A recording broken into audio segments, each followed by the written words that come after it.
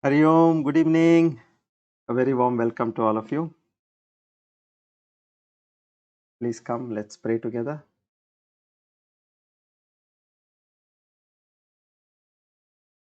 Divine souls praying together has great strength.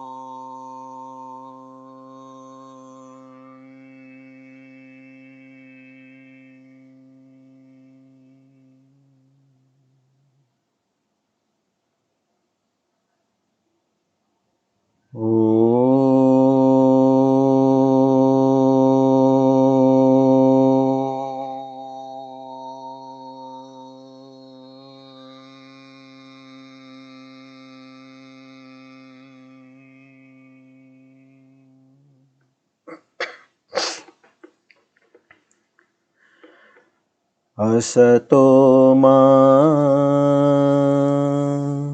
sadgamaya tamaso ma jyotirgamaya mrityorma amrutam gamaya.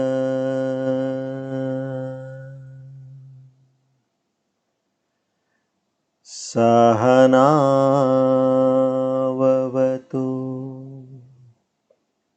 sahanau bhunaktu sahaviryam karavavahai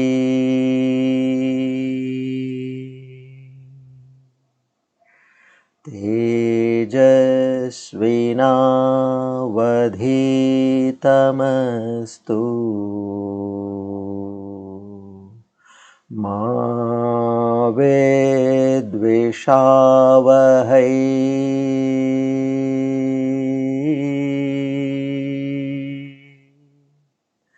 Om Shanti Shanti Shanti.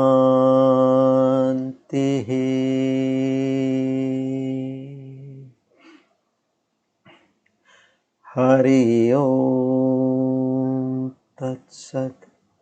Shri Chinmaya Sadgurave Namaha.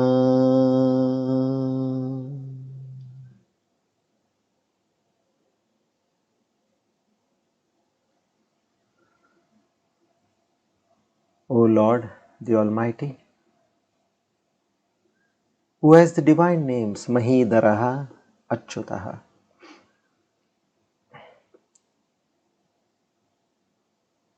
to such a magnificent Lord, together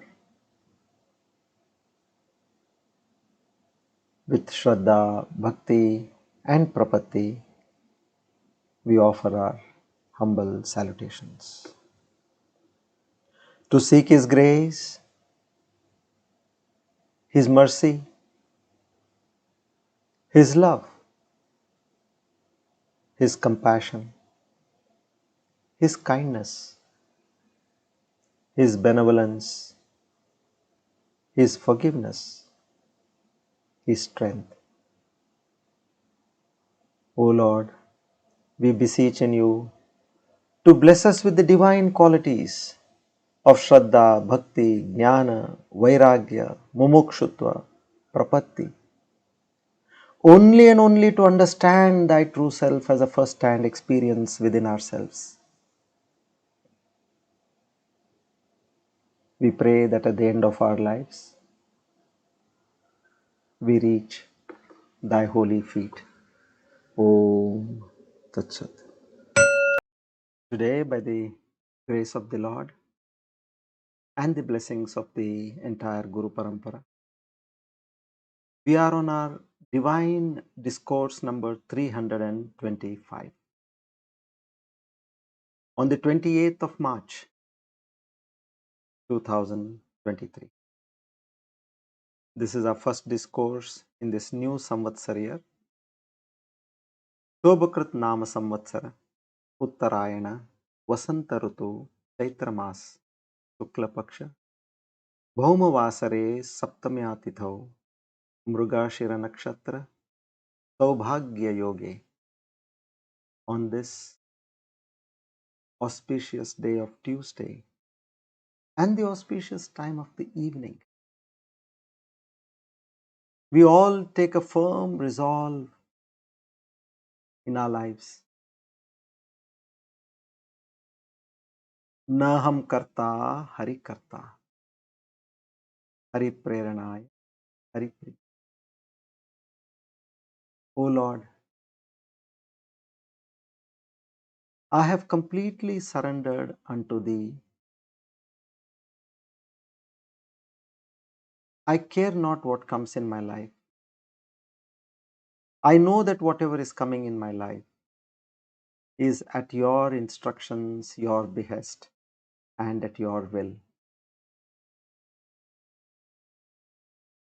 I accept every situation, every incident, every circumstance, be it through a person, object, or a place, only and only as Thy blessing towards me, to uplift me from this ocean of births and deaths. I face everything with a smile, with peace and equipoise. Our humble salutations to the entire Guru Parampara. Om Tat Sat.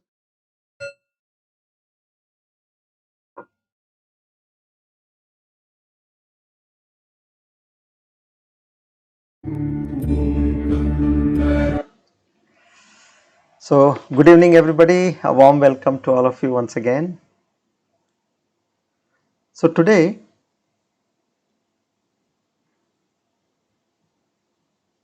the Almighty has upgraded us.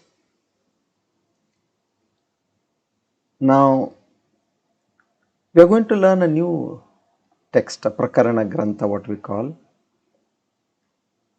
which help us in understanding the basic, the prima facie text like the Upanishads. Now, these are like hand holding. Now, like a child is not able to walk, is just learning to walk, and there the mother or the father lends his or her hand and says, hold this and walk. So now then the child gets that confidence. It merrily holds the hand and it starts not only walking, it starts jumping, and at one point it starts running. How is this possible? Because of that hand which is holding you. So in the same way, this text, it will now hold us on from the known to the unknown. This is a very important aspect. In fact, we are really blessed to have these kind of situations, have this kind of a satsang together, and so religiously you all are practicing your sadhana, this swadhyaya. So which means, who can be more deserving than all of you? And of course, I am also included in that. So you have to be paying all your attention. See, as far as possible, see, when you have made up your mind to join the discourse at so and so time, please ensure that there are no disturbances. As far as you keep entertaining them, they'll keep coming. Tell them, okay, today you have come, fine, I entertain you, but tomorrow, next Tuesday or whatever it is, you tell them that you are not going to disturb me. Put your 100% attention. We are trying to understand one of the most subtlest subjects on earth. Having gained this, there is nothing more to gain in life. This is what the Upanishads, the Gita, the Brahma Sutras, everywhere they say the same thing. Beyond this, there is nothing to gain. So, keeping that in mind, we now progress. Now, why did this situation of taking another Prakarana Granth or an aided text really come now? Why did it come? If we ask this question, we are now at the juncture of a very important shloka of the 4th chapter of the Bhagavad Gita, which is the Brahmarpanam Brahmahavihi Brahmagno Brahmanahutam Brahmaivatena Gantavyam Brahma Karma Samadhinaha.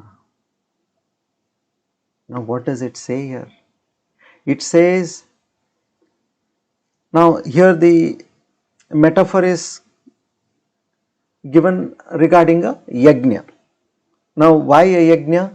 Because in the Dwapara Yuga, yajna was one of the prominent rituals which every household was doing, starting from a Agnihotra yajna, which is in the morning at the stroke of the sunrise. So, Lord Krishna tells Arjuna what is he can understand according to his times. Like as you have in the Satya Yuga, you had dhyana, meditation was the primemost thing in the Satya Yuga. And like now in Kali Yuga, you tell somebody puja, you tell them, they will easily understand. Puja, japa, these are things which we can relate to. But yajna means suddenly we don't understand. Now, here the Lord says, okay, look at a yajna, you have a havan, kund, which is constructed with bricks. And there in that you have fire. You have a person who is sitting in front of the yajna, who is the yajman, who is offering oblations into the fire. And the fire becomes a medium of transport of what you offer into that fire. It takes that and it transports to the concerned deity to whom you have offered. Like if you have done a Dhanvantari Homa for health. So, all what you offer here goes to the Lord Dhanvantari. If you have offered to done, say let's say you have done a Mahamrityunjaya Yajna, so it goes to Lord Shiva. If you have done a Durga Homa, it goes to Goddess Durga. So likewise, so the fire becomes a medium to carry all the oblations you have offered, including the subtle mantras, to the concerned deity, so that the concerned deity can grant your wish where you have taken a sankalp before starting the yajna. Now, what is our conception of a yajna? We consider everything as different, The yajna kunda is different, the fire is different. I as a yajman who is performing the yajna is different. I have a ladle in my hand to offer. Because it's blazing fire, I can't put my hand there, I'll burn my hand and fingers. So I use a ladle. A spoon with a long handle is known as a ladle. I use that. Now, and then you have a deity to whom all these offerings are made. Now, here the Lord starts telling us something which is beyond our understanding. What does he say? The person who is offering the offerings into the yajna is me, meaning is none other than that mighty almighty, the Brahman. The fire is the Brahman, the yajna kunda is Brahman, the offerings are Brahman, and to whom all this is going, the Devatas, they are also Brahman. So now, where are you in the picture? That is the question mark what comes to. So now our journey is from where you are meaning I as a person, I am sitting as a Yajman in front of the Yajna Kund to offer my offerings. I know that is to my knowledge. And what I don't know is how is that I have become that Brahman. That is what I don't know. So moving from the known to the unknown is the journey which we are going to take now. A very important journey. So when you ask about Jnana Yoga, now what we are on the mark of the path of knowledge, what does it tell you? It tells you that you don't have to go anywhere. You're going to get it where? No anywhere meaning where? You're going to get it here, where you are. And not that, like if you want Swargalok, when you get it, you get when you die. When will I get this? Though Jnana Yoga says, right now. So, right now and right here. This is what the spirituality promises us. Only thing what we need to do is bring that understanding in our mind. See, Lord has given us the truth. What is the truth? That there is nothing else other than me in this entire creation. It is me who as the creator has created everything. Everything is an appearance in my creation. Now you dream. When you go to sleep, you dream. All that is there in the dream. The buildings, the cars, the sky, the earth, the people, the objects, all appear to be real while you are dreaming. And when you get up from your dream, you realize that all these were not there. They were only appearances in your mind. Isn't it true? Now this is known again.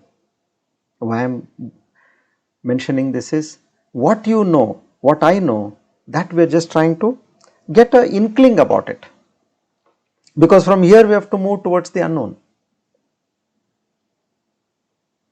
So in the same way the Lord says, there is something beyond the three stages, which is the waking state, the dream state and the deep sleep state, which is known as the fourth state. And number 4 in Sanskrit is known as Turiya. So that is the state which is observing all these three states.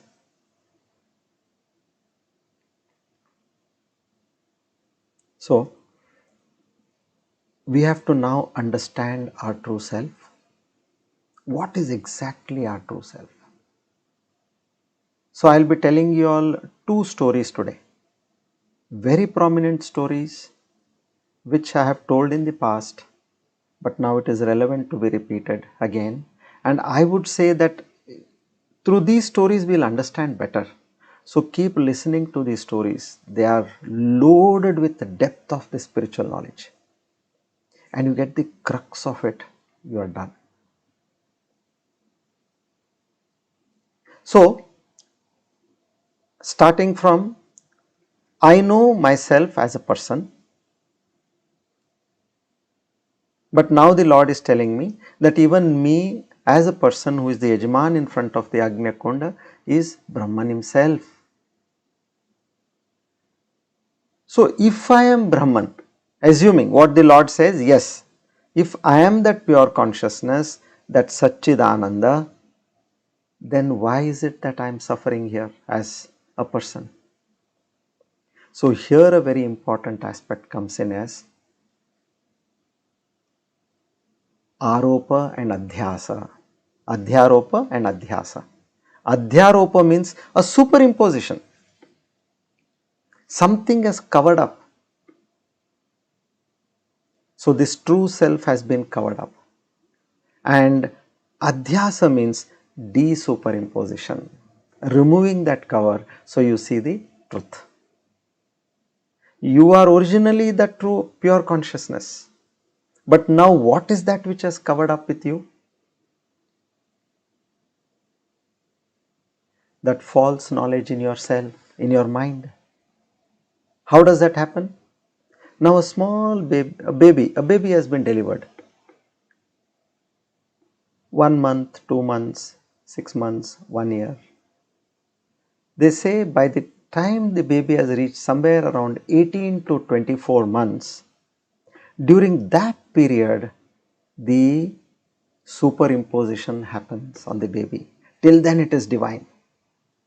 It knows itself as Satchidananda. See, this is how nature is working. So what happens during that time? The mother, the parents, they'll start telling the child the name. Let's say they give the name Ashok. Ashok. Now the child doesn't understand first. And slowly as it starts grasping, then it starts paying its attention when you say Ashok. Then the parents, the siblings, the relatives, they teach you, this is your hand. Then they'll say eyes. See, we have all experienced this. Then they say nose. Then ear. Then when you say ear, the child will hold the ear. And then everybody claps. Your ear, your nose, your eyes, your hand, your body, and your name. This is the superimposition which is happening on that Satchidananda. And then at a point, if the soul is deserving, it gets the help of the Shastras and a Guru who de-superimposes it. He removes the imposition. You are not this eyes, you are not this nose, you are not these ears, you are not this body, you are not this Ashok whom we are talking about, you are Satchidananda. See how it is? You are getting this? So, from the known to the unknown is how we are going to understand. Now the first story goes as follows. This is the story of a washerman and a donkey. It so happens that this is slightly of the olden days, you can say. Even now you can see in villages, but not in small towns, or not even never in cities. Because we are now used to washing machines and various other methods of washing our clothes. But when it goes back to of the olden times, there all the clothes of a house or a home were taken by a dhobi, who washes the clothes and he brings it back in the evening and delivers to you. So his job is what? And in those days I have seen, literally I have seen as a child, we used to get a dhobi. Dhobi used to come to our home, then he used to ask for the clothes. And what was his vehicle? His SUV, we can call, was a donkey, literally a donkey, where he goes on loading bundles and bundles of clothes on that donkey.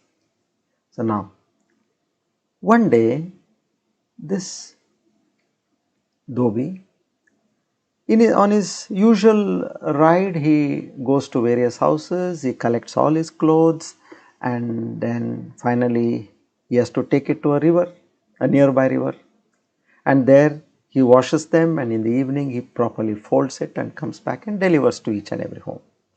So he goes and he comes to the riverside, and as a normal practice, to ensure that the donkey is in his control, he normally ties the donkey to a tree.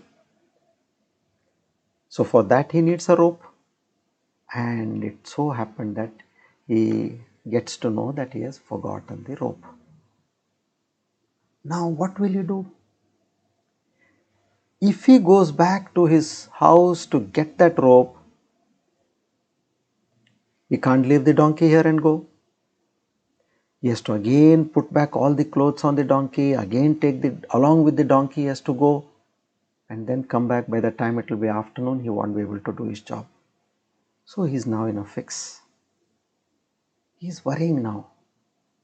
What should I do? There's a situation now. He is in trouble. So he was thinking what to do and worried about it. So he sees a gentleman who seems to be knowledgeable. He tells him, look, I did not bring my rope, and now how do I tie this donkey? So that gentleman says, you do one thing.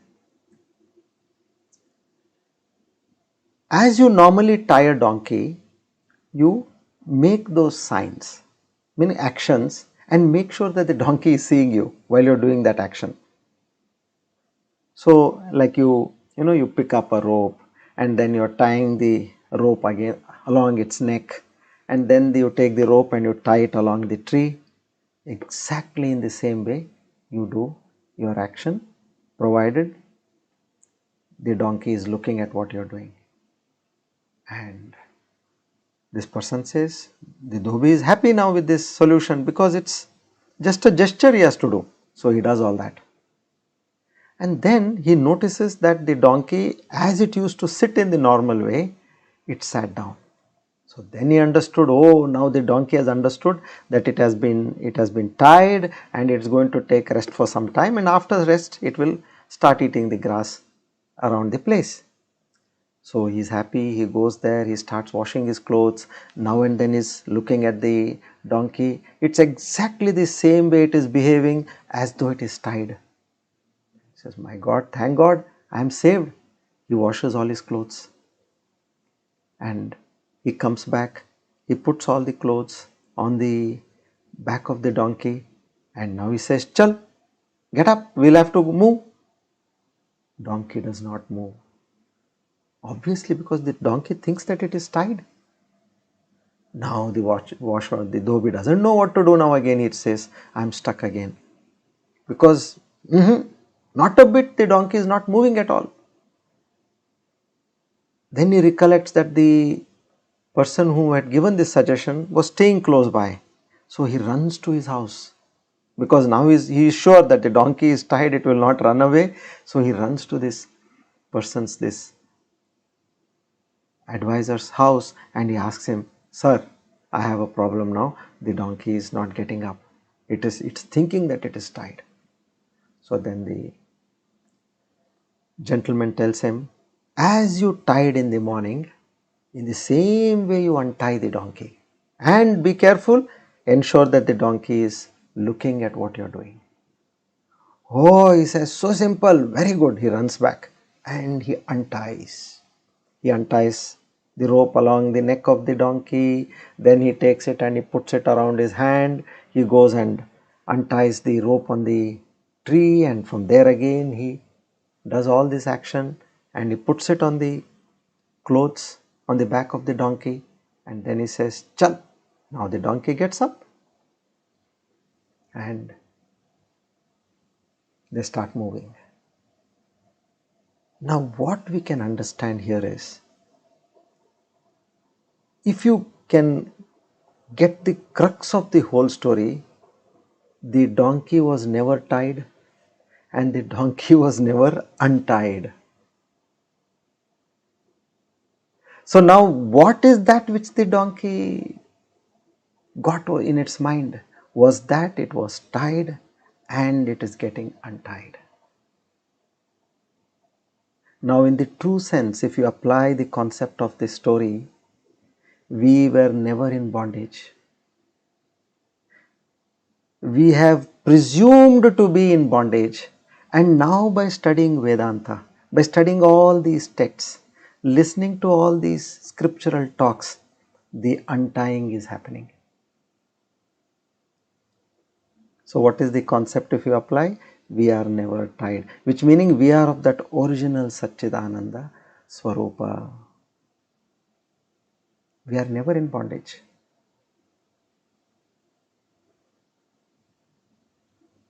Are you able to understand this? Very subtle point. So, if you relate, when you are never in bondage, when you are of the nature of Satchidananda Swarupa, now apply to this 24th verse and you will get an answer. Yes, what the Lord is saying is right. I, as a fool, by ignorance, from a child where I have told that you are this, you are that. See, that child, as it starts getting this feeling, till about that 18-24 months, it considers everything to be one.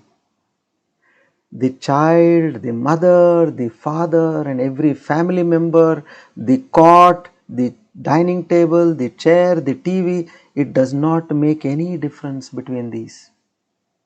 If there is fire, it considers fire also as itself. If there is a snake, it will consider the snake also as itself. Everything it considers as itself. But then when we start telling it, this is a TV, this is a chair, this is a cot, this is your brother, this is your mother, this is your father, the Adhyaropa starts. Adhyaropa means superimposition. We are now segregating the baby from its true self. So now what we have to do is, we have to do that's what has been superimposed. We have to do the apavada, which is de-superimposition, where we are going to say that I am not this, I am not this, I am not this. So to do that, I am not this. If you suddenly say, I am not this body, I am Satchidananda, you will not get it, which we have been trying hard to understand. So we are using now the technique of this Drig Dhrishya Viveka, where we understand that my true nature is Satchidananda Swarupa. How do we do this? Come, let's get a brief of this Prakarana Grantha. Drig Dhrishya Viveka was composed by about 700 years ago by an author who hails from the Hampi dynasty of Karnataka, Vidyaranya Swamiji.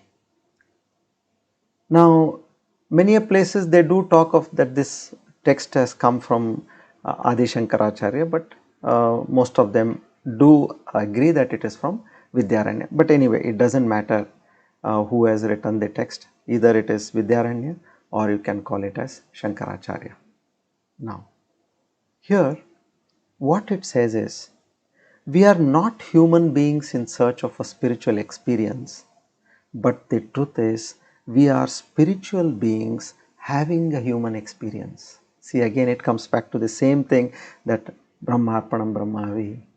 We are spiritual beings having a human experience.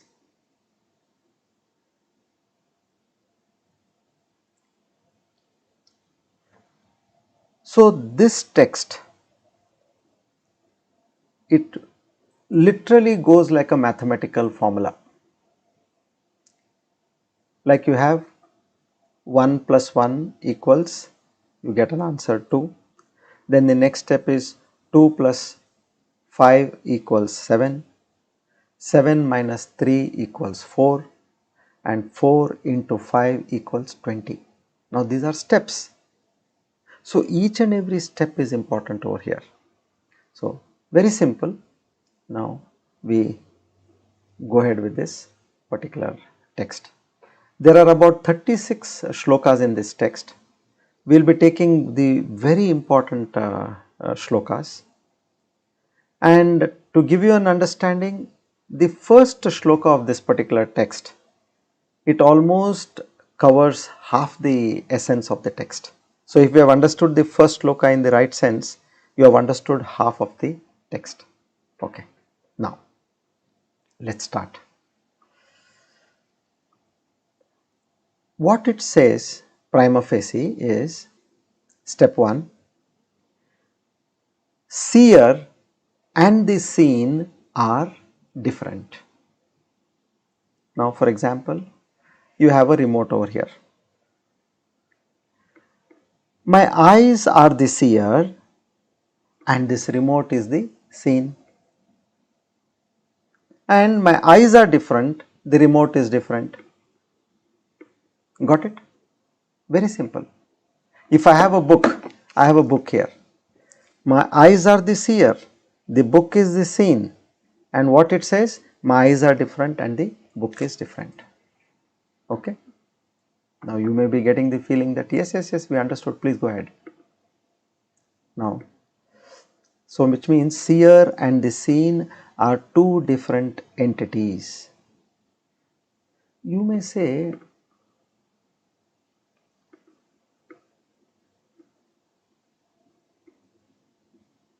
fine, but there are certain things which the eyes can't see. Let's say there is something which is at a distance. Now that can still be seen with binoculars. And if there is something which is very minuscule, that can still be seen with a microscope. But one thing we should remember, the eyes cannot see the eyes themselves. This is one point which you should draw your attention to. Can your eyes see your eyes?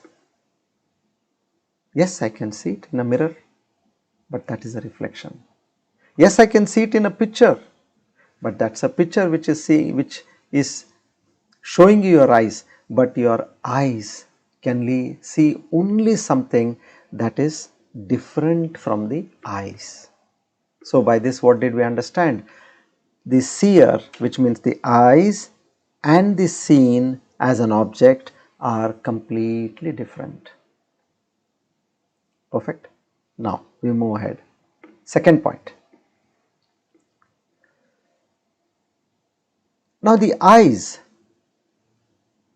are one meaning one pair of eyes, but it sees so many things. It is seeing a laptop, it is seeing a book, it is seeing a remote, it is seeing a wall, it is seeing a mobile, a speaker, it is seeing a light, trees outside. This one pair of eyes has the capacity to see so many things, right? So the seer is one and the seen are many. Second one. Seer and seen are different. Seer is one, whereas seen are many. Now the third point.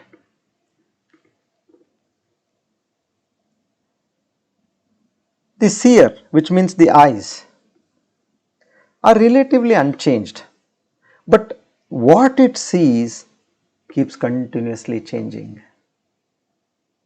Now you see light because it's still not dark. Sunset has still not happened. After some time you will see darkness. After an hour and a half, 2, you will see there is darkness. Now you will see that there is nobody in the room. After your class is over, somebody will come over there.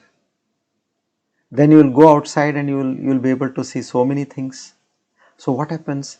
The same eyes remaining unchanged, the seen, they keep changing from time to time. Before this, what it was? The seen are many. Now the seen also keep changing. Somebody comes, somebody goes, then darkness dawns. So in this way, so three things, seer and seen are two different things. The second point, seer is one and the seen are many. And then the seer remains relatively unchanged and the seen around keep changing. Okay. Now, this is the first step.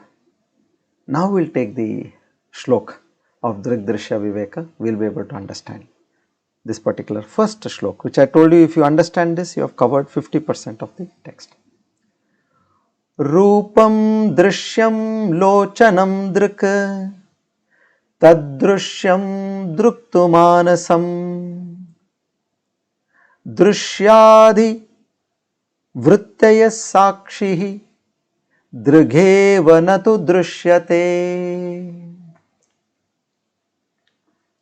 Rupam. Rupam means basically a form. Now that form is perceived or understood by an eye, who is called as the perceiver. Okay. And it says that this eye is perceived by the mind. So behind the eye there is somebody called as the mind, which is seeing the eye. And now further ahead, the mind is perceived by the witness, the sakshi, which means behind the mind there is somebody who is observing the mind also. So which means this direct and immediate knowledge of that Atman, because we are not able to find out Atman now, our journey is that. Where is this blessed Atman? I am searching day in, day out, I am not able to get this person. So the direct and immediate knowledge of Atman or that self is the means of attainment of liberation, which we all know.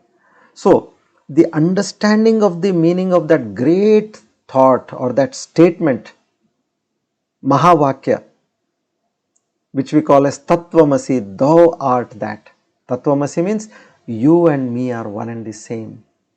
So that is correctly grasped by the words in this particular statement. So now if by this what you understood, there are various forms, Rupam, Drushya, where you are able to see all this, Drushya, sights. By what? Eyes. And behind the eyes what you have? You have the mind. So now we are going to the second stage of this shloka. So far so good? Now, next level. We are going one step deeper. And what is our objective in doing all this exercise? We want to see who is the real seer. So far I understood my eyes are the seer in the first stage, but now I am going to understand by going one step deeper that there is somebody else behind the eyes also. Okay. Now, while you are seeing the object,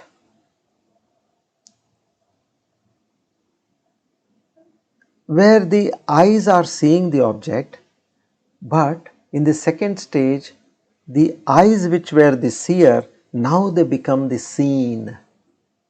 Seen means in what sense? The eyes are seen by your mind. How? How can the eyes be seen by my mind? Yes, of course. I can understand that my eyes are itching. I can understand that, that guy is boring here, what he is talking, I am feeling sleepy. I can't keep my eyes open anymore. I can understand that I am now not able to read. I don't know what has happened. Everything is looking blur. I think I need a pair of glasses. I need to get my eyes tested. Now, who is the one who is knowing all this? There is the mind. Behind the eyes, the mind is now getting to understand what is the condition of the eyes. So the mind becomes the seer and the eyes become the seen. And in other words, what is the meaning of seer? The experiencer. The mind experiences. Whatever is happening in the eyes, the mind is experiencer. So everywhere the seer means the experiencer. Grasp this, very important. Object, eyes are the seer, objects are the seen. Objects means the world. Then next level, mind is the seer or the mind is the experiencer and the eyes are the seen or experienced. Okay. And in that case, what about the world? Of course, the world still remain as the seen by the mind, through the eyes. Now,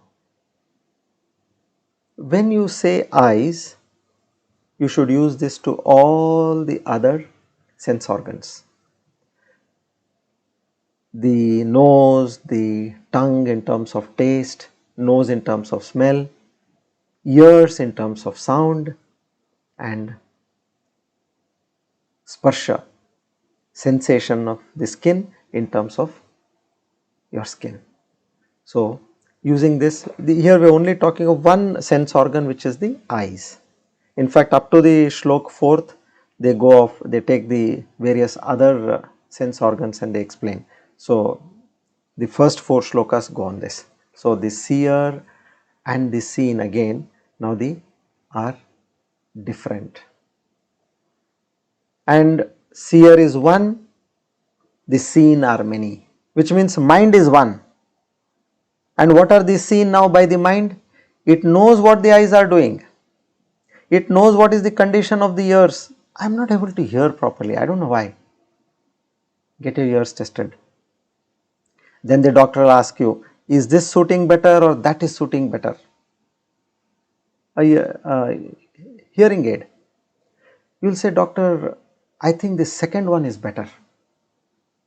Now, the ears are the seen and the mind which is able to understand which is a better hearing aid is the seer. Ear is the seen, mind is the seen. Then the same way, smell. You will say, this is a horrible smell. Say, wow, what a fragrance. Now, who is able to see this? The ear, this nose is able to smell, but to distinguish what is good and what is bad is done by the mind. Taste also, the tongue can taste, but whether this is good, likable, not likable, all that is done by the mind. So, 3 things you notice here, seer and seen are 2 different things, the seer is one and the seen are many, and the seer remains unchanged relatively, I use the word relatively underline, and the seen they keep changing. How the seen keep changing? Let us say take the example of ears. Now you hear a pleasant sound. You are listening to some nice music and somebody shouts, hey, I have been calling you from that time, what is this you are doing? All the time you are engrossed in music. Somebody is shouting at you. No. After a while, you switched off your music system and that person also, he shouted and he went away. Then you are experiencing calmness. See, several things. Then suddenly somebody rings the bell. You go there and then they tell you something. So likewise, the mind is one, but the ear is listening to different things. Okay, now this second stage is over. First stage was the object and the sense organs. So we used eye as an example. Second stage, the sense organs become the seen and the mind becomes the seer. Now third stage, we are going further deep. So far it was simple, eyes, object, eyes and then mind, fine. Third step, when we go deeper, now the mind itself becomes the seen. This is a very important step. So far the mind was the seer, now it becomes the seen. What are you saying? How can the mind be the seen? Mind is able to see everything. It is able to understand good sound, bad sound, acceptable sound, not acceptable sound. Smell, the mind understands. By the sight, it understands. By the taste, it understands. Now you are saying that the mind itself becomes the seen? Yes, look at yourself. Don't you know that you are happy? Don't you know that you are tensed? Don't you know that you are unhappy? Don't you know that you are feeling disgusted? thrilled. Now where is this all coming from? I'm so thrilled. I'm so excited to see you. Thank God that person left this place. I'm feeling relieved now. All this being relieved, being thrilled, being excited, being happy, being sad, all this is seen by something. And that something is known as the Sakshi. In Sanskrit it is Sakshi, and in English we call it as the witness. Sometimes you say, I remember. You say, it's at the tip of my tongue, I am not able to remember. What is in the mind? Memory. Apart from these thoughts, emotions, feelings, you have memory also in the mind. Now, all this is seen by that one Sakshi. And not only it sees various things, there are, several things, not one. It knows when it is sad, when it is happy, when it is thrilled, when it is excited, when it is able to remember, when it is able to understand, not understand. All these activities which are happening in the mind is observed by a witness, Sakshi. So witness becomes the seer, the experiencer within you. And now we are coming to that fine point, you have to catch this. So far you had understood yourself to be that I, that ego, which is now by default setting in every jiva, it comes as I. Anything you do, it puts that stamp, I. You have to now say that I is a part of the mind which is an object, and that which is experiencing the mind is the true seer. This is that Vedantic catch what you have to make this.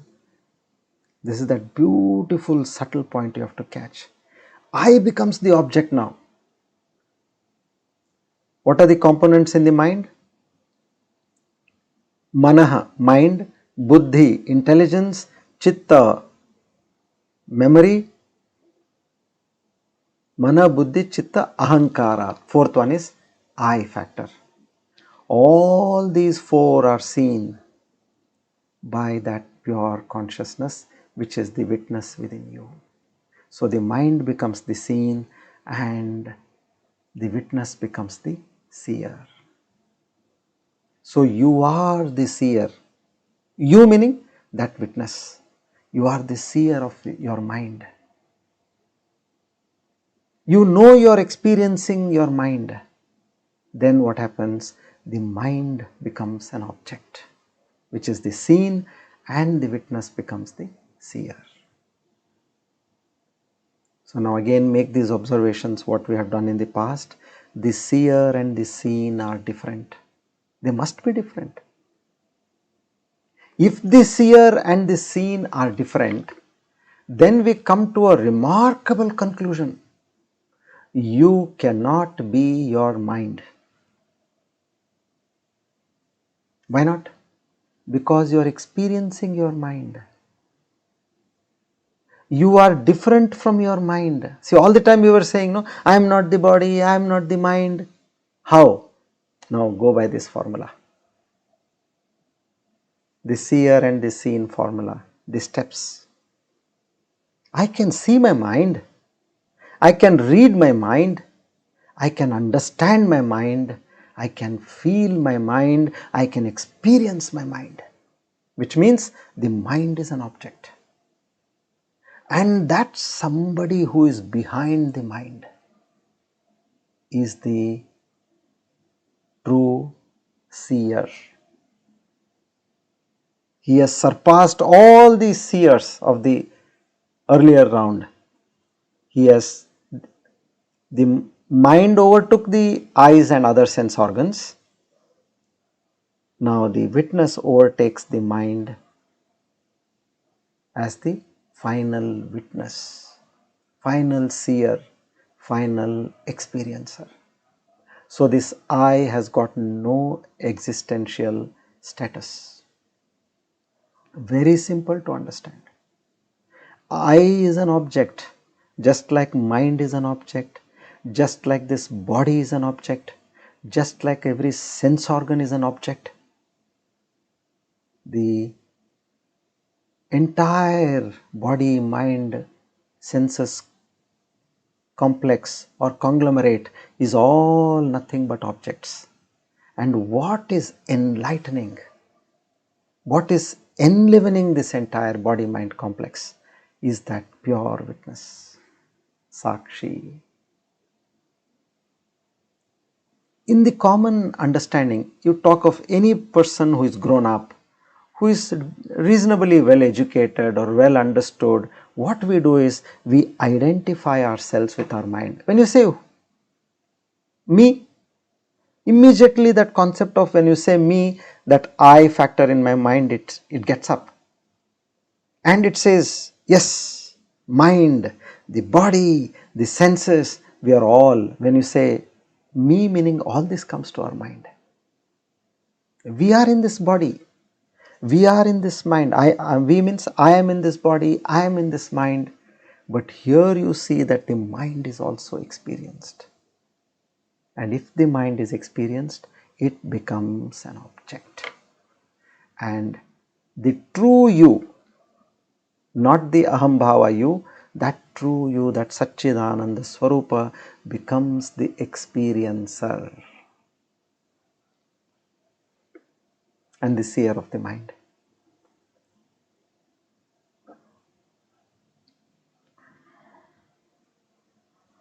I'll narrate a story for our better understanding. Once, there was a businessman in Delhi who was suddenly bogged down with lot of problems in business. Now, he's terribly upset. A knowledgeable person who has also attended some Vedanta classes, but not regularly. Now and then, whenever he got time, he was able to attend. So he has the grasp of some spiritual knowledge. So what he does was, he asks a friend of his, "Arey, what to do here? One problem is still not getting resolved. I get the second is not getting resolved. I get the third problem. Thereby I am piled with problems. What is this? What is my life going to be if this is the way? I am not able to bear this stress." And he is not able to sleep. Stress causes lack of sleep. His health starts getting deteriorated, because the only mode of rejuvenation for any person is good sleep. No, so his pathological reports are going bad and he is now completely broken down. A friend comes and says, "I know of a sadhu who is in the Himalayas. Please go and consult to him. It's about 8-10 hours journey from here. Please go and consult him." He goes. Now the sadhu is a very knowledgeable yogi. So the businessman, he goes and offers his pranams, and with that gratitude he sits in front of the Swami, the sadhu, and asks him, tells him about his condition. "I am drowned in sorrow, Swamiji. Please help me. I can't bear this anymore." Now the yogi asks him,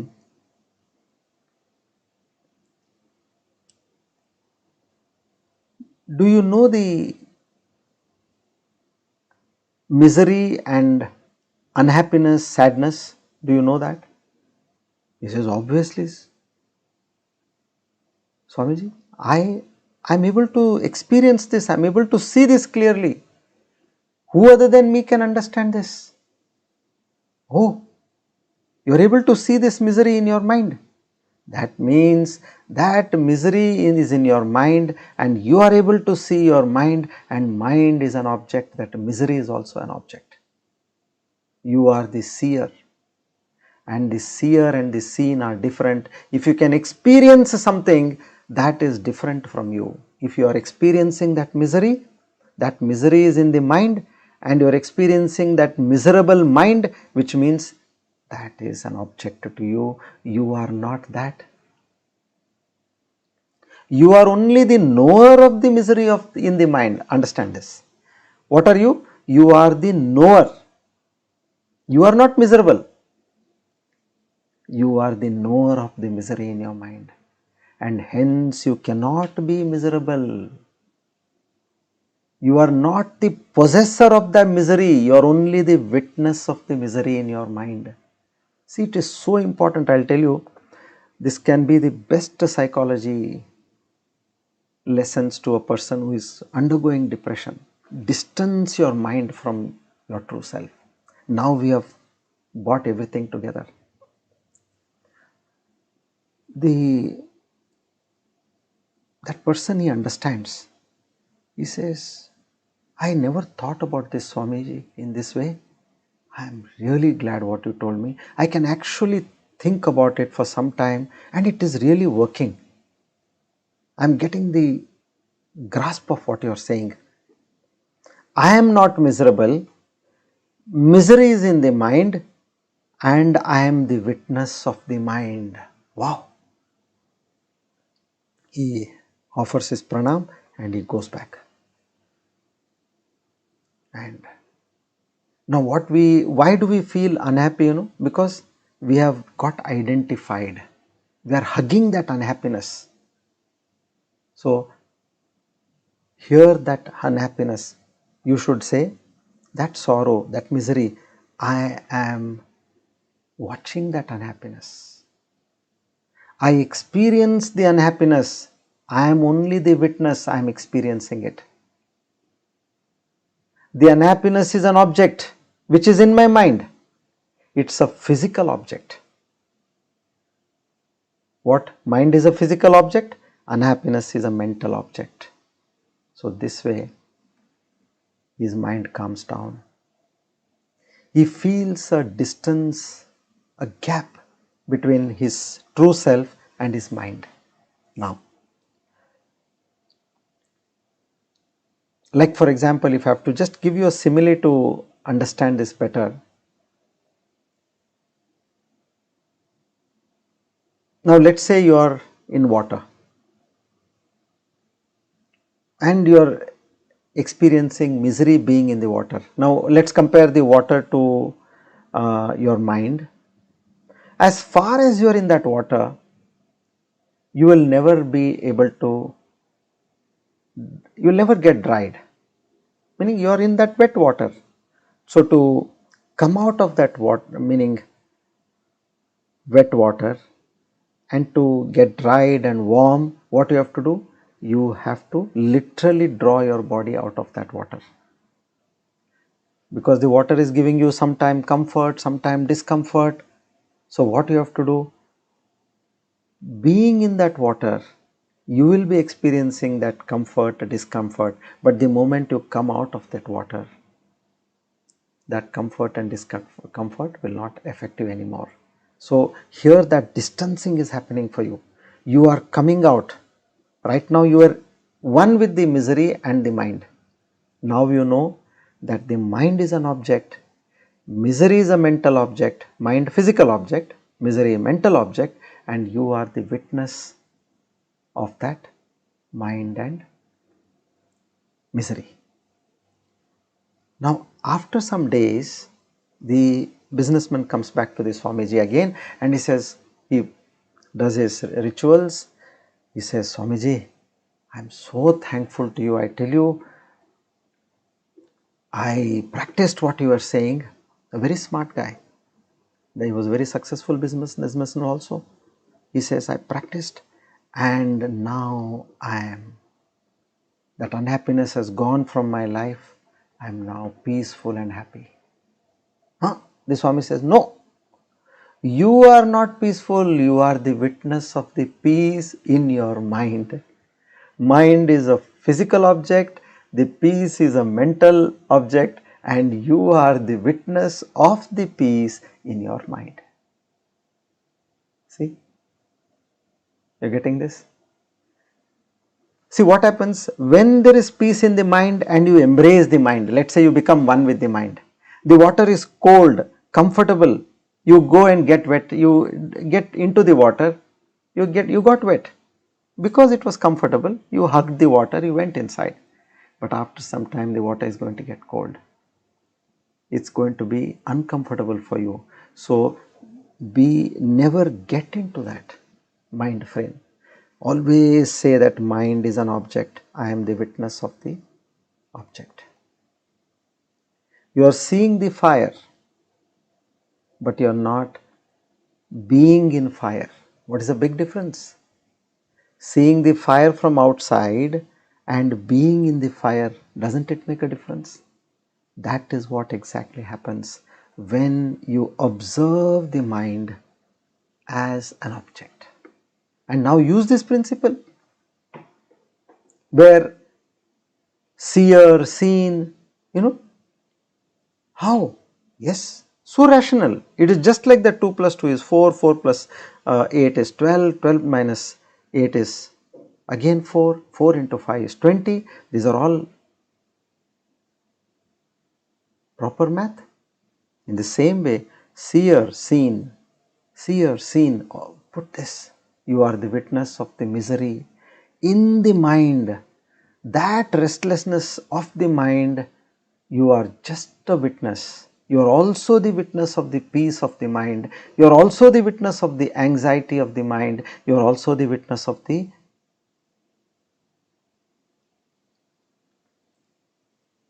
gratitude in your mind. Everything, don't embrace your mind. Distance yourself. So once you distance yourself from the movements of your mind, you actually find that real peace. Because that real peace is not subject to the changes which keep happening in your mind. Now, how to be peaceful all the time? Being away from the mind, you are peaceful. As far as you are in the mind, what happens? The mind is always changing. Something or the other comes disturbing the mind. Just be an observer. That real peace is your true nature, which is that Satchidananda, that witness, that pure consciousness, which is enlivening all the objects, that is the mind, the senses, the body. You are that which is unchanging. See, if you get to understand this, then you will be able to, you literally be able to transform or transcend yourself from the Panchakosha. The next one is going to be Panchakosha Viveka, what we are going to talk about. How to transcend from each and every kosha of the body. When you get this art of knowing you are not that. So far I had thought, yes, so far I thought that I was that, but I am not that. And to understand, happiness is not in an object. What are you saying? You know, when I wanted to buy an iPhone very badly, I have been working towards buying an iPhone, and when I got the iPhone in my hand, I was so happy. It gave me that joy.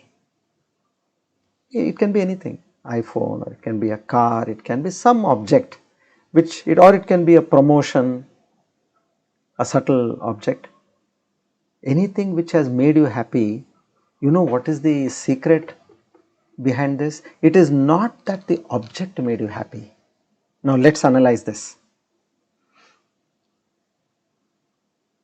Your mind was always disturbed with the thought of getting that object.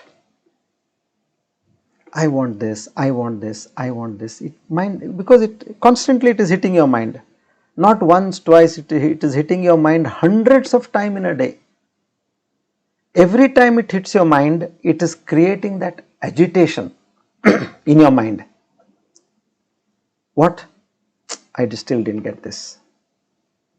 And once you got the object, what happened? That agitation stopped. Observe this carefully. Why? How did the agitation stop?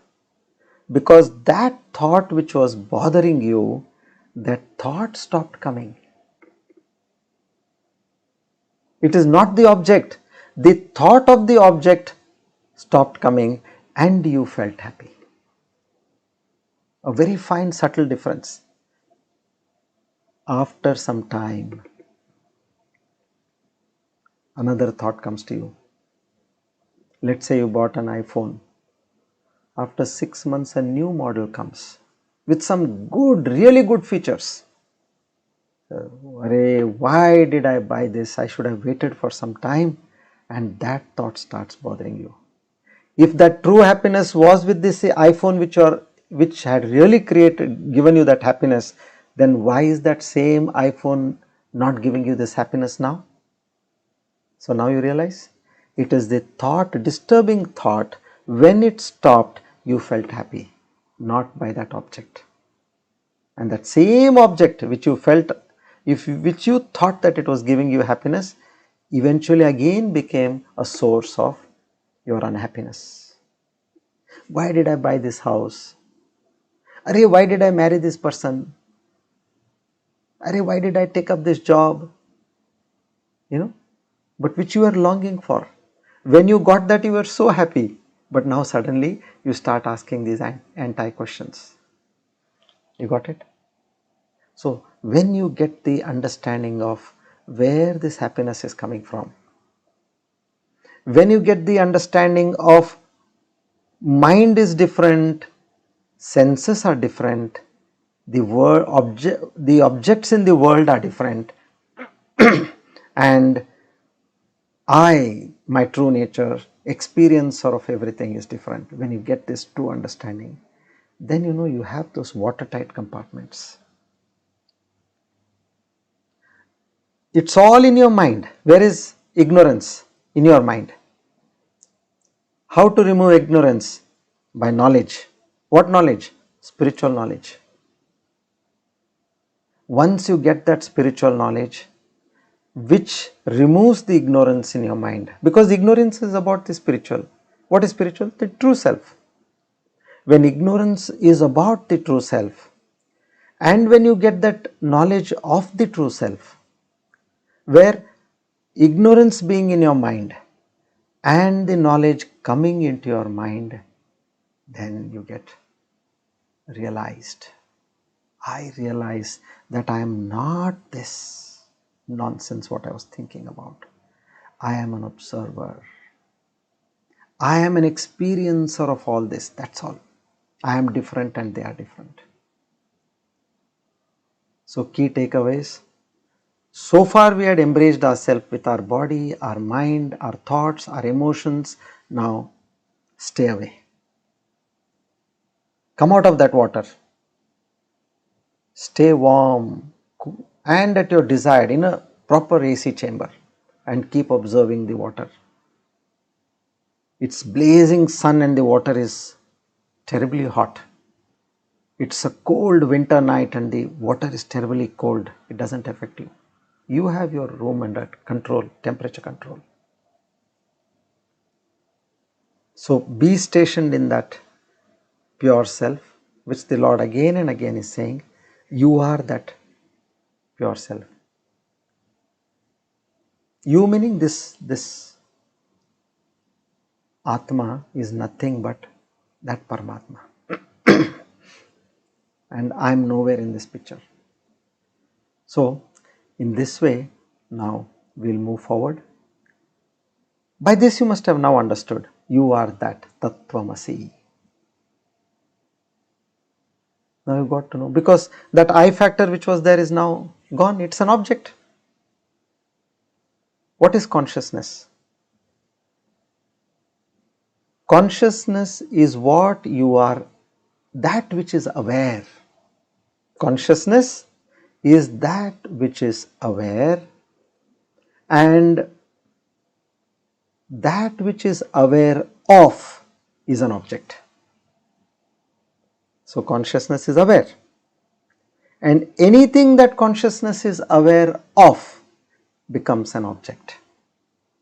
Now you see for yourself, all that you are aware of becomes an object in your life. And there is only one unchanging awareness.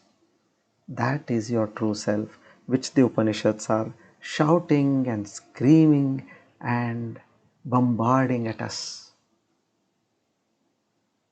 We have to get this straight and clear. Okay. Oh my God, we have exceeded our time. Shri Krishna Arpanamastu. Idam Namama. Come.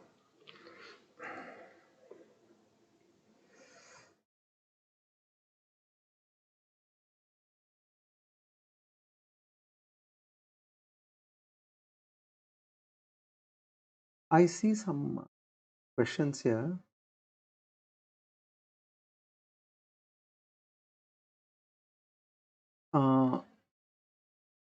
Mrs. Durga Suri asks, what about a madman?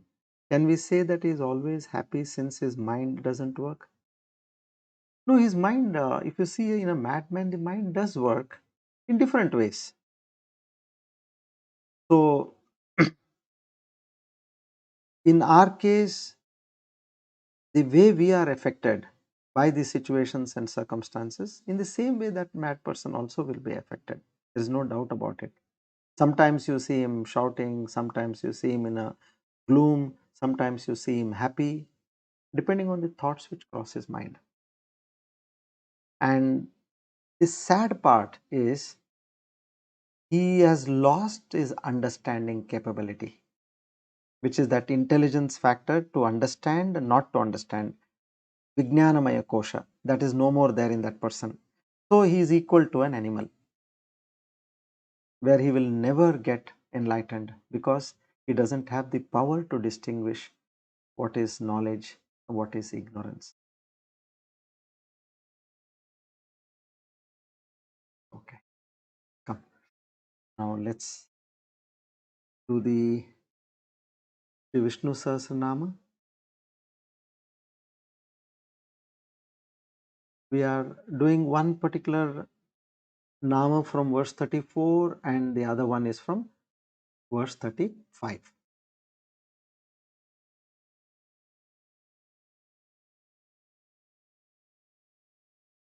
Let's finish verse 34 first. Ishto vishishta shishteshtah shikandi nahusho vrishah krodaha krodakrit karta vishwabahur mahidaraha. 317. Mahidaraha, one who is the substratum and support of the earth. Earth means Mahi. The Lord is the very material cause for the universe, and as such, He supports the world, just as cotton supports the cloth, mud supports the pot, gold supports the ornament. Since the term Mahi also means the adorations sent up by the devotees, it can also mean one who receives all the worship of the devoted hearts. He is known as Mahidaraha. Now, the Shlok 35. Achyuta pratita prana pranado vasavanujaha apam nidhiradishtanam apramatta pratishtitaha. So the first 318, Achyutaha, one who has not got any modifications. Modifications means Chutam.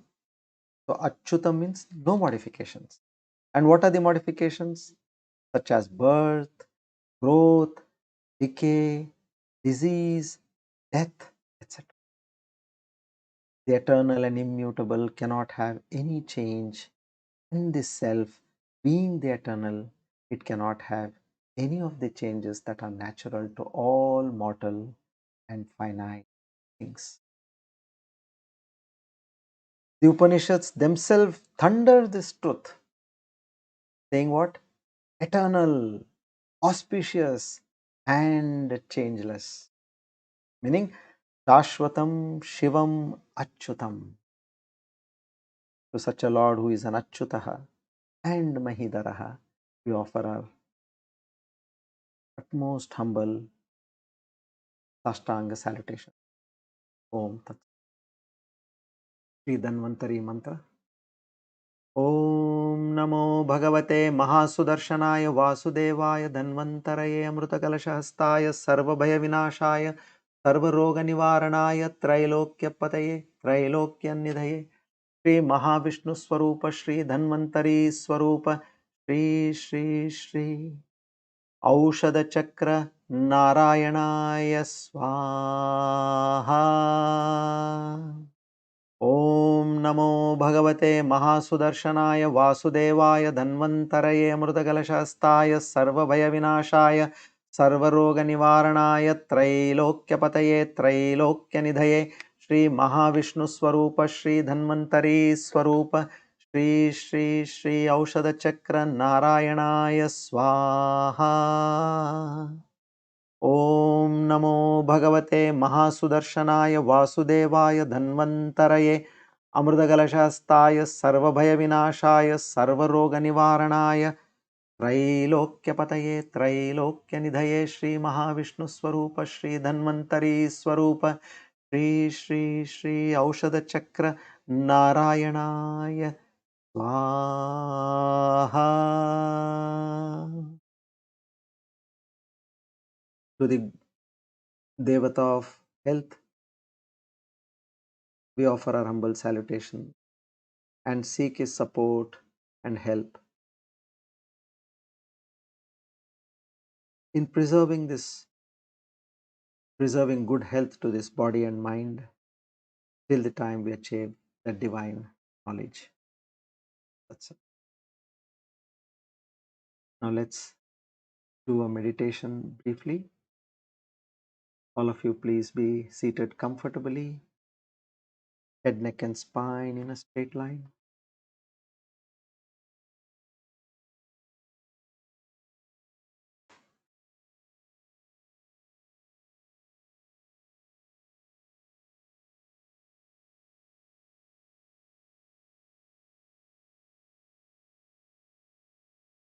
Now let's take a few deep breaths.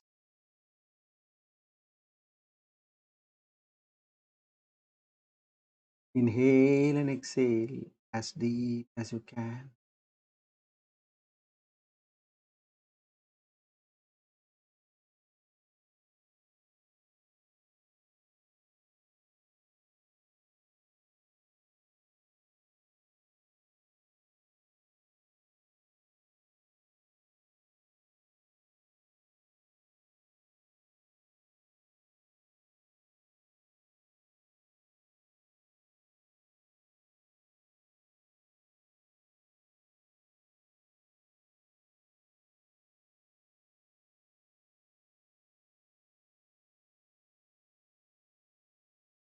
Antarika Drishyana Vitsavikalpa Samadhi. Seated calmly, peacefully, and in a serene state. Observe the thoughts in your mind.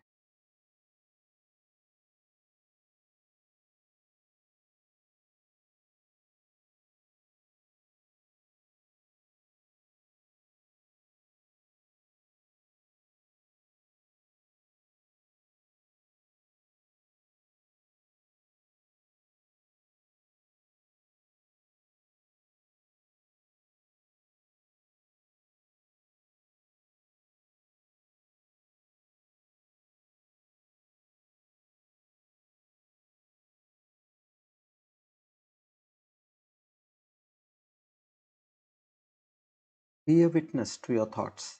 Now that you have got a better understanding of this subject, Without being judgmental, observe your thoughts and allow them to pass away.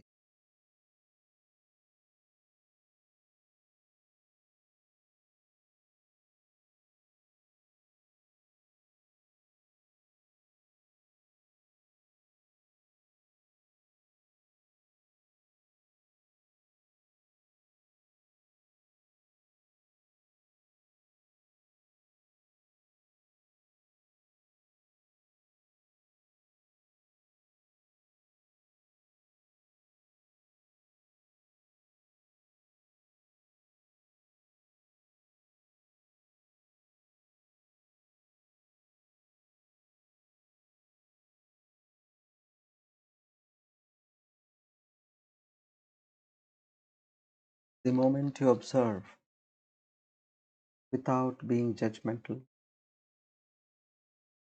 the number of thoughts gradually decrease in your mind,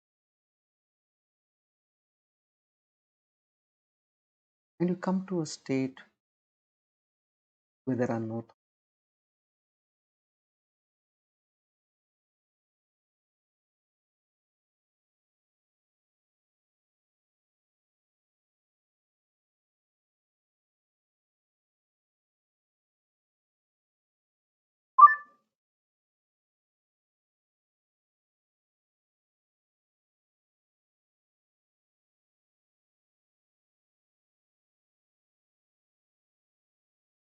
Keep your attention on your breath and your thoughts.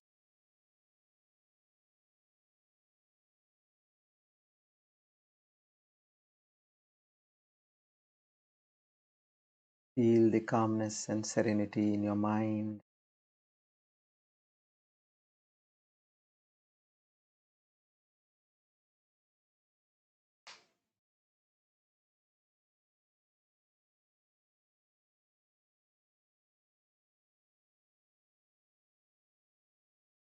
Now slowly move your attention towards the breath, the inhalation and exhalation.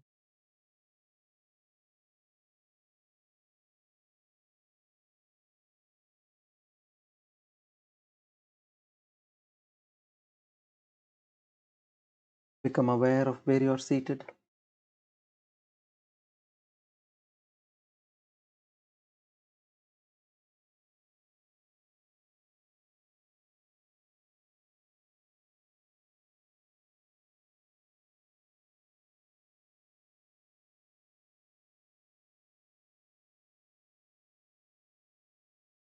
Om Purnamada Purnamidam Purnat Purnamudachyate Purnasya Purnamadaya Purnamevavashishyate. Om Shanti Shanti Shanti. Hari Om Tat Sat. Shri Chinmaya Sadgurave Namaha. Please rub your palm, place them on your eyes, gently and lovingly open your eyes.